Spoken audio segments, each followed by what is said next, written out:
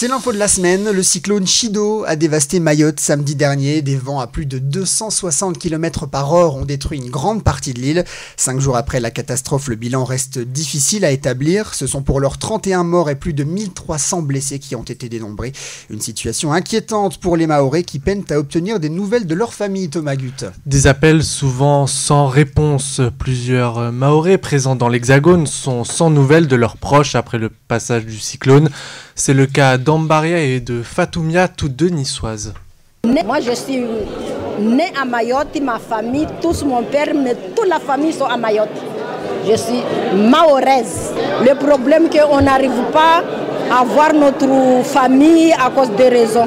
Ma soeur a dû aller jusqu'en ville pour avoir du réseau. Jusqu'à Dongoni. Oui, jusqu'en ville. Et du coup, bon, là, elle est retournée à la maison, mais elle n'a plus de carburant, vu que tout est fermé. Donc là, ça fait toute la journée d'aujourd'hui, on n'a pas eu de nouvelles de sa part, juste hier matin à 6h. L'angoisse des familles, on vient de l'entendre, grandit aussi face à la crainte de pénurie. Les besoins en eau, en essence et en nourriture sont considérables alors que 70% de la population était touchée par la catastrophe. Le carburant, l'eau et les vivres sont rationnés. Une bonne nouvelle toutefois, 50% du réseau d'eau courante est rétabli depuis hier. La crainte de pénurie s'ajoute à la peur des pillages, d'où l'instauration d'un couvre-feu de 22h à 4h depuis mardi. Depuis hier, les livraisons d'aide s'accélèrent. Quelques 120 tonnes de nourriture ont été distribuées.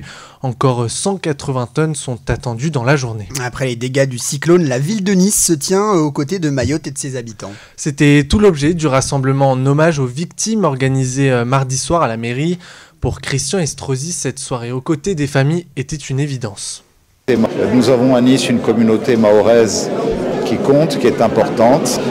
Pourquoi nous avons tout de suite décidé d'engager d'abord un soutien du conseil municipal au plan financier, mais aussi une organisation d'une part avec le centre communal d'action sociale sur la manière de récolter de la nourriture, des moyens matériels pour les centraliser avec l'aide de la Croix-Rouge et pouvoir regarder avec le gouvernement français comment les acheminer.